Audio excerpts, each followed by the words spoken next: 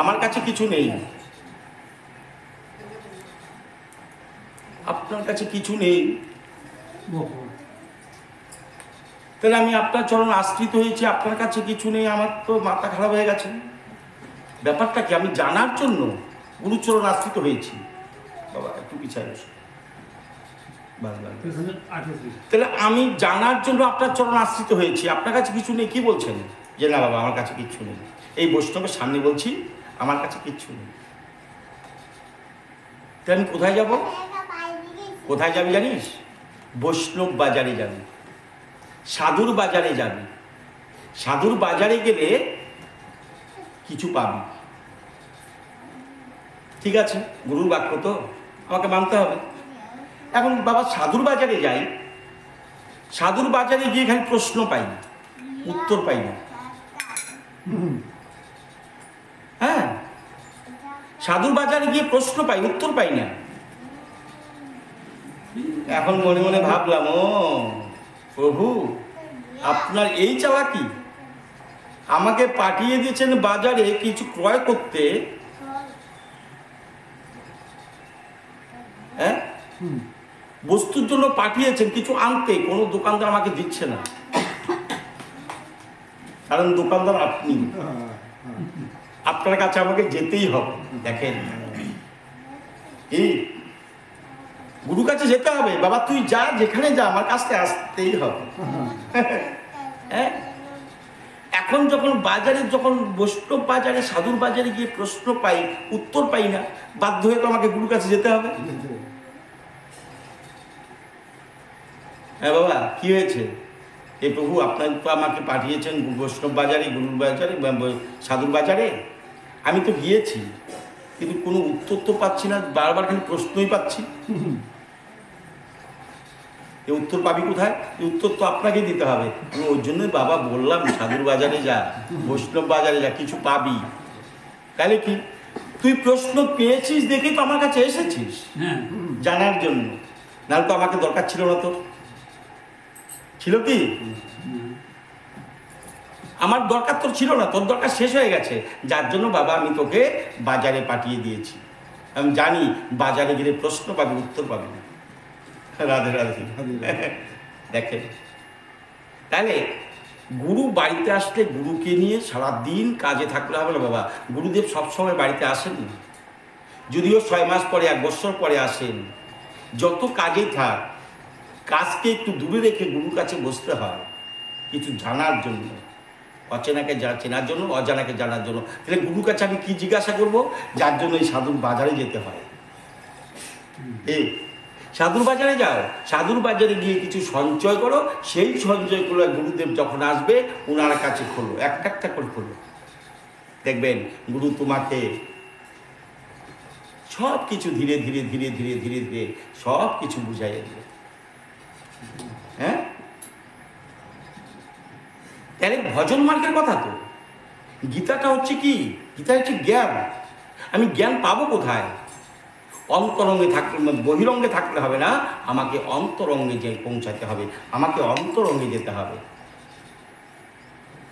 যাকে অক্ষর ব্রহ্মযোগ 8ম অধ্যায়। অর্জুন কহিলেন, হে কৃষ্ণ, সে ব্রহ্ম কি? আধ্যাত্ম কি? কর্মই বা কি? অধিভূত কাহাকে বলে এবং অধিদৈবই বা কাহাকে বলে?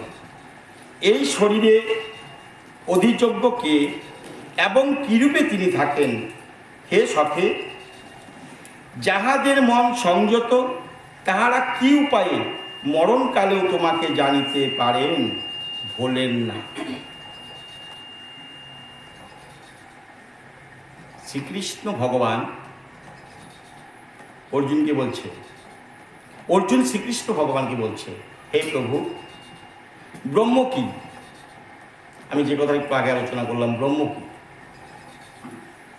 অর্জুন ভগবানকে জিজ্ঞাসা করলেন, হে সখে, হে প্রভু, ব্রহ্ম কি?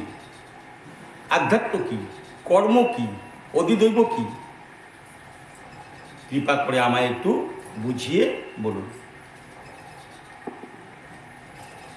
এবং যাহাদের মন সংযত তাহারা কি উপায়ে মরণকালেও তোমাকে জানিতে পারেন, ভোলেন না। দেখো কি সুন্দর কথা। কি বস্তু জানলে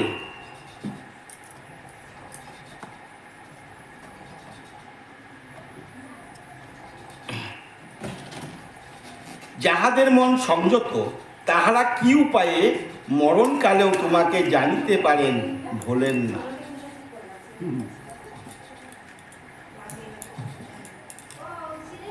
আমি যে অন্তিমকালে প্রভুর স্মরণ রাখবো, প্রভুকে স্মরণ করব, গুরুর রূপ দর্শন করব, সেটা তো ভাগ্যের দরকার, তো অভ্যাসের দরকার। এই অভ্যাস যদি আমি না করি, আমার ওই সময়টা কোনো কিছু মনে থাকবে না। কারণ আমার প্রাণ পাখি বেরিয়ে যাওয়ার 4 ঘন্টা আগে থেকে আমার শরীরের ইন্দ্রিয় নিস্তেজ হয়ে যাবে। চক্ষু, কর্ণ, জিহ্বা, নাসিকা, ত্বক নিস্তেজ হয়ে যাবে। বাক, পানি, পাদবায়ু, মুখস্থ নিস্তেজ হয়ে যাবে। আমি দেখতে পারবো, কথা বলতে পারবো না। আমি দেখছি কিন্তু পরিপূর্ণ তোমায় চিনতে পারছি না। কি এরকম হয় না? তাহলে আমি তাকে স্মরণ করব কি করে? ওনার সঙ্গে আমি কথা বলবো কি করে? তোমার সঙ্গে কথা বলবো কি করে? আমাকে অভ্যাসের দরকার আছে। আমি যদি অভ্যাস করতে না পারি, আমার একটাও কাজে লাগবে না।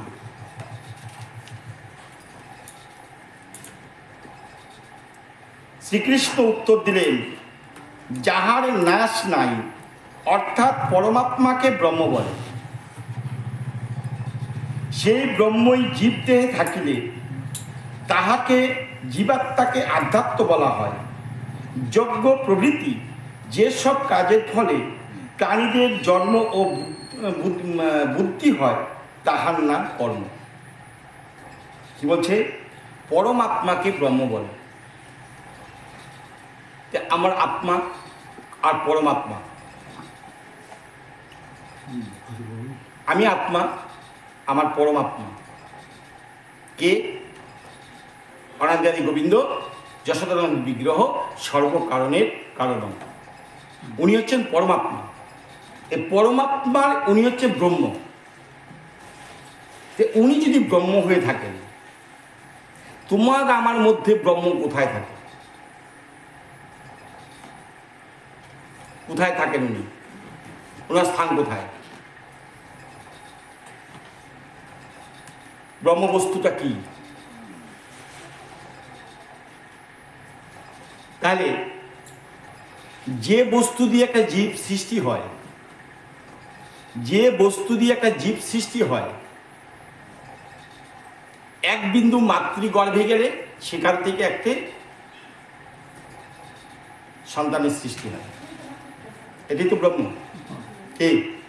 ব্রহ্মর স্থান কোথায়? তাহলে ওখানে যদি থাকে মস্তকে, ভালো কথা। ব্রহ্মস্থান মস্তকে। ব্রহ্মকে জানতে পারবে তো, জানতে লাগবে তো। উনি যদি তাই হয়, তাহলে আমরা যে এই যে ব্যয় করছি,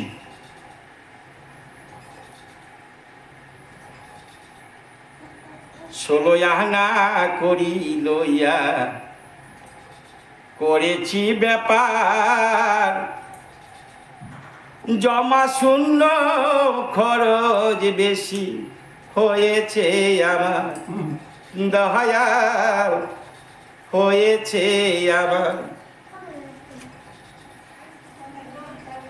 লাভ করিতে এলাম ভবে, হয়ে গেলাম জানা, কে বা আপন কে বা পর, হইল না মোর চেনা, দয়াল হলো না মোর চেনা।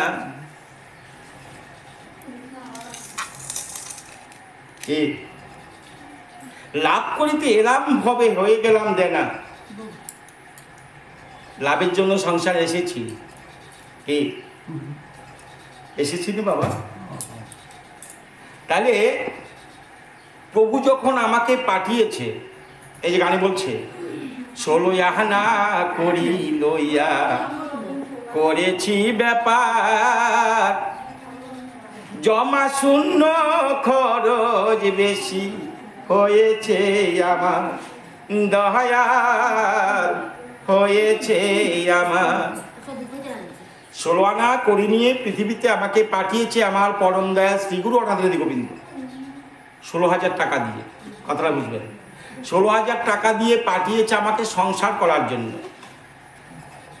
হ্যাঁ, আমাকে সংসার করার জন্য পাঠিয়েছে 16,000 টাকা দিয়ে। উনি তো মহাজন। তাহলে আমাকে কোনো না কোনো দিন উনার টাকাটা সুদে আসলে দিতে হবে, হবে কি না? হ্যাঁ, দিতে লাগবে। এবার যদি উনার কাছে গিয়ে বলি যে আমার কাছে 8,000 টাকা আছে, 4,000 টাকা আছে, হবে? নেবে? নেবে? নেবে না। তখন উনি বলবে, বাবা তোকে আমি দিয়েছিলাম সংসার করার জন্য, তোকে আমি দিয়েছিলাম ব্যবসা করার জন্য, তুই লস করিস না কি করিস সেটা আমার দেখার দরকার নেই, তুমি আমাকে লাভ দাও কি না দাও দেখার দরকার নেই, তুমি আমার আসলটা দাও, আসল পয়সাটা দাও। আছে? বলতে পারবে কি আমার 16 আনা পুরোপুরি পূর্ণ আছে? হ্যাঁ, তাহলে মহাজন নেবে? মহাজন নেবে? কোথায় থাকতে হবে? ওই পাড় ঘাটায় বসে থাকতে হবে। রাধে রাধে।